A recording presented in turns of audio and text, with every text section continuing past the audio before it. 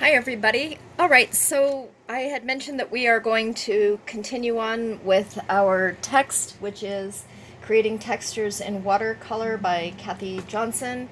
And we are in the area of still reflective water and that chapter.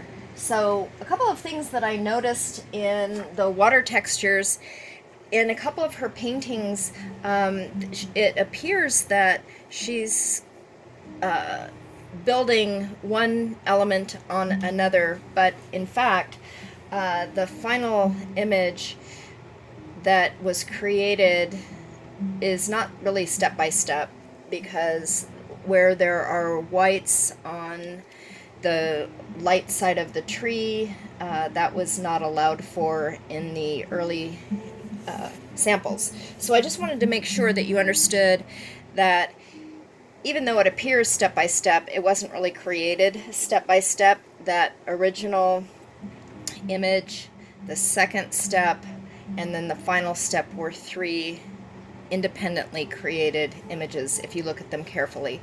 Uh, it can be created step by step, but she did not do that in her particular book. So, a couple of things I wanted to just point out here. In order to create those images, and that would be on page 18 and 19, uh, a few elements would be required and would be really beneficial. One would be the drawing. This is called drawing gum. It's liquid frisket, and this one is made by Pebeo. This one is fine line resist pen. It comes with this nice little applicator if you like to use this either one of these brands. There's also a Winsor & Newton brand. There's a number of different brands, but in my case I happen to have both of these, and both of these work just fine. I will be using one of them, probably the Pebeo, in my little sample that I give to you. Another thing that would be beneficial when you're lifting is Lift Aid. This happens to be Core brand watercolor Lift Aid, and you apply that before you apply the pigment to the page where you know you're going to be lifting some of the pigment. In the areas where you would like a little bit of a skitter reflected light, it would be great to use this tool, which is the Wax Resist, and this works really well. You lay that down also before you begin to apply your wash. So what I have here are a number of different brushes. I would be using the mop to apply the early washes in the painting, also to apply water to the page, and this happens to be the Winsor & Newton Series 240, a number 3 mop. I also have this, which I've used numerous times in our demos. This happens to be the Raphael Soft Aqua number 20, round with the full belly so that I can get a nice scumble, and also it loads with plenty of pigment, which is really wonderful. And then I also have this Princeton Neptune. This happens to be a number 10. This one for a little bit of a finer point on the areas where I want to draw some of the squiggles in reflected water, also for some of the movement in the water. These two brushes, by the way, can both be used in the tree trunks and branches, twigs, and this one probably for grasses, as well as this one for twigs and grasses. This happens to be a rosemary 2-aught ivory round, and this one works real well for more of that detail work. Then this I would probably use in the background where you've got a little bit of the landscape. It's a flat, and this one happens to be a Winsor & Newton Kolinsky Sable one stroke 660. It works great. And then for the softer round edges like are found in the rocks, I might use this brush, which is a filbert, so it's flatter on one side, rounded tip, This brush is really old, and that's okay. It works just fine for these rocks, and we will use all of those in this painting. Then my pigment is already prepared and ready to go. I have that set aside, and we will reconstitute that, meaning apply water to our brush and mix that around and get that nice and evenly mixed when we get ready to paint.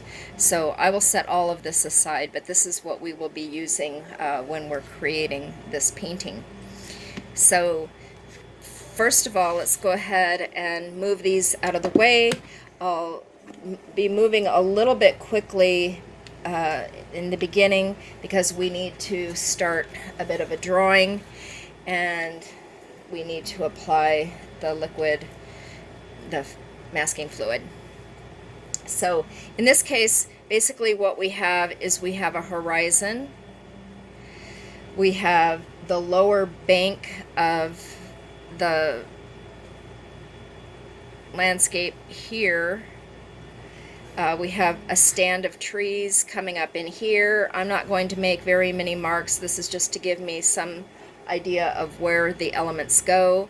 We'll end up with a rock in this area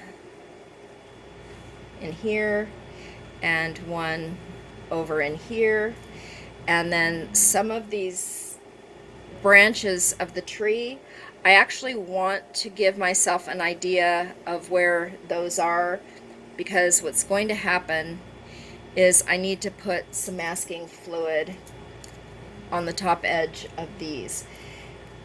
That is about the only, these are about the only marks that I really need to make. I'm going to make a change right here. I see that something that we all do, not intentionally, is start to repeat a shape or a pattern, and I don't really want that repeated. So in this case, I've decided to go ahead and use the Pebeo. I'm going to apply this liquid masking fluid with my stylus. So this happens to be a very fine point stylus. Since I already gave myself some indicator as to where the light is going to be on these branches, I'm just going to line this above the actual mark that I made. The reason that I'm doing that is if I apply the Pebeo or the masking fluid right on the actual line that I drew, what's going to happen is that when the masking fluid comes off, instead of having a white mark, I'll have the dark line of the pencil right where I want my white of the page, and that won't serve me very well. So in this case, I'm just going to go ahead and use the masking fluid above these marks that are already made, keeping in mind that the light source is all coming in from the left. I'm creating a little bit of a lost and found line. Now that I've identified where the line is, in some of these cases I'm coming back in here and thickening that line that I made so that when I do put my washes on, I will end up with a nice wide light mark.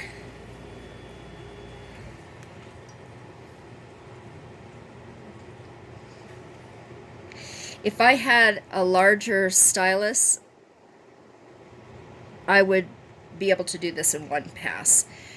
In this case, I don't mind making a couple of passes.